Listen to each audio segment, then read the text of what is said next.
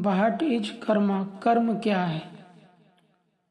समाज में जीवन को जीने के दो डायमेंशन हैं, दो आधार हैं, एक सामाजिक जीवन और दूसरा आध्यात्मिक जीवन। सामाजिक जीवन को सुव्यवस्थित और संतुलित जीने के लिए कर्म करना पड़ता है। जो पद मिला है उसके दायित्वों का निर्वाह करने के लिए श्रम करना पड़ता है। यदि व्यक्ति लापरवाही करता है, असावधान हो जाता है, अपने कर्तव्य और दायित्वों के प्रति संतुलित प्रयास नहीं करता है, तो समाज में वो लोक निंदा और पदच्युत हो जाता है। अध्यात्म में परमात्म स्वरूप या मोक्ष पाने के लिए योग साधना करनी पड़ती है। उसी योग साधना को निष्काम कर्म योग कहते हैं। पूरी गीता, भागवत गीता इसी बेस पर लिखी गई है कि आप निष्काम कर्म योग को अपने आचरण में डालें, आप निष्काम कर्मयोगी बने। यदि आप निष्काम कर्मयोगी बनते हैं तो उस कर्म से, आध्यात्मिक कर्म से, साधनात्मक कर्म से, ध्यान, जप, सेवा आदि यज्ञ जन्य कर्मों से आप मोक्ष या मुक्ति को प्राप्त हो जाते हैं। और एक होता है विकर्म, आत्मज्ञान या मोक्ष की प्राप्ति के बाद महापुरुषों के द्वारा किए जाने वाला कर्म, जो लोक कल्याण या समाज कल्याण के लिए होता है, उसे विकर्म कहते हैं।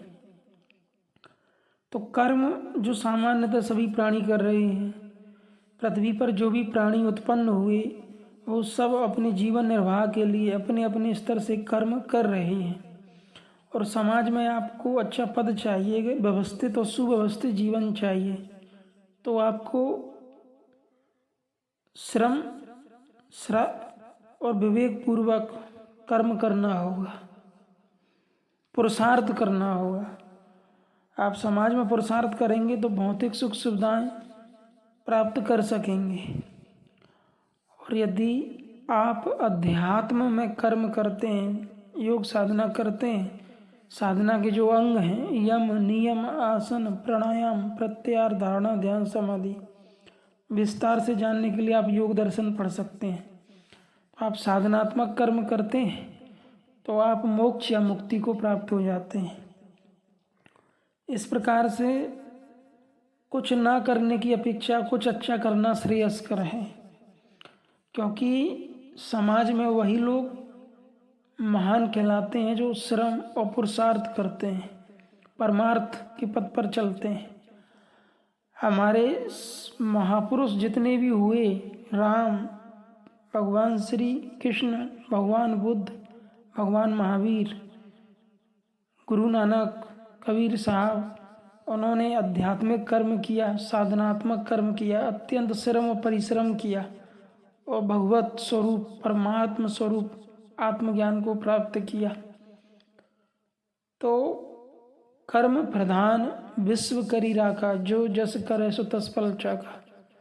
परमात्मा ने आपको शरीर दिया, मन दिया, बुद्धि विवेक दिया है। आप अपने शरीर, मन, इंद्रियों में से किसी भी प्रत्यय का दुरुपयोग करते हैं तो उसी से दंडित होते हैं। जिन लोगों ने अपनी इंद्रियों का दुरुपयोग किया वो इंद्रियों में रोग को प्राप्त हुए।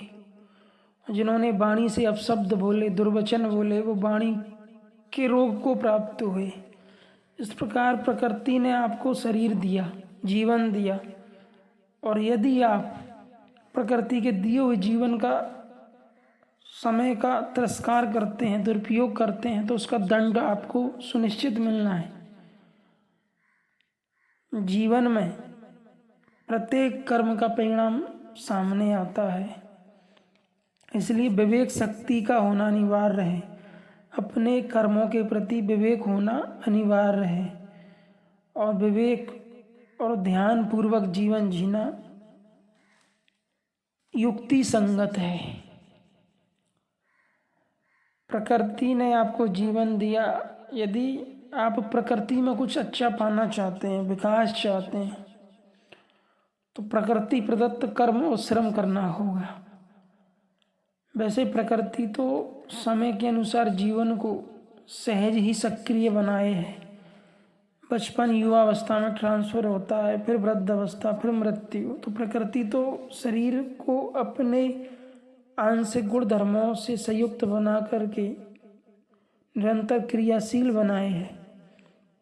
लेकिन मानव की बुद्धि का, प्रज्ञा का जो विकास है, समझ का जो विकास है, वो योग साधना से होता है, वो धर्म के मार्ग पर चल के होता है।